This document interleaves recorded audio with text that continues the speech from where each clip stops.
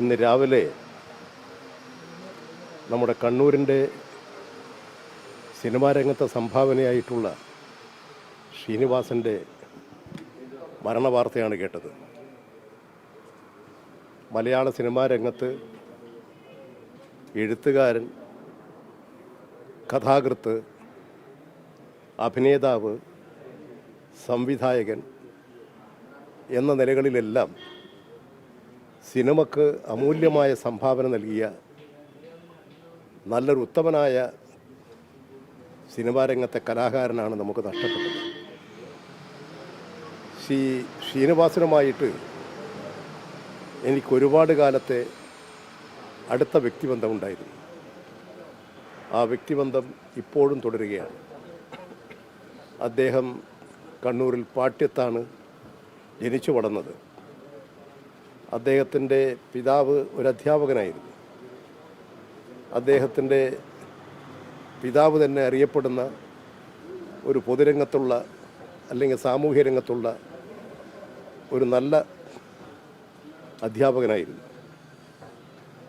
അദ്ദേഹം മലയാളികൾക്ക് ഇഷ്ടപ്പെടുന്ന നിലയിൽ തന്നെ സംഭാഷണങ്ങളും കഥകളും എഴുതി മലയാള സിനിമാ രംഗത്തെ സമ്പുഷ്ടമാക്കി. നിരവധി അവാർഡുകളും അദ്ദേഹത്തെ തേടിയെത്തി. ആ പ്രവർത്തന കാലഘട്ടത്തിൽ തന്നെയാണ് അദ്ദേഹം രോഗത്തിൽപ്പെട്ടത്. അദ്ദേഹത്തിൻ്റെ മകൻ ഇന്ന് മലയാള സിനിമാ രംഗത്ത് വലിയ സംഭാവനകൾ നൽകിക്കൊണ്ടിരിക്കുന്ന, വളർന്നു വരുന്ന ഒരു സിനിമാ കലാകാരൻ തന്നെയാണ്. വ്യക്തികളുമായി നല്ല ബന്ധം വെച്ച് പുലർത്തുമ്പോൾ തന്നെ തങ്ങൾക്ക് പറയാനുള്ള കാര്യങ്ങൾ വെട്ടിത്തുറന്ന് പറയുന്ന ഒരു ശീലമുള്ള കലാകാരൻ കൂടിയാണ് ശ്രീനിവാസൻ. പലപ്പോഴും അദ്ദേഹത്തെ ഞാൻ പല ട്രെയിനുകളിലും മറ്റുമായി കാണാറുണ്ടായിരുന്നു. അദ്ദേഹമാകട്ടെ, ഞാൻ എൻ്റെ കുട്ടികളുടെയൊക്കെ വിവാഹം ക്ഷണിച്ചാൽ ആ സമയത്തൊക്കെ കൃത്യമായി അതിൽ പങ്കാളിയാകാറുണ്ടായിരുന്നു.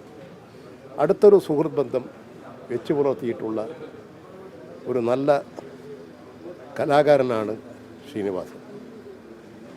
അദ്ദേഹത്തിൻ്റെ അഭിനയവും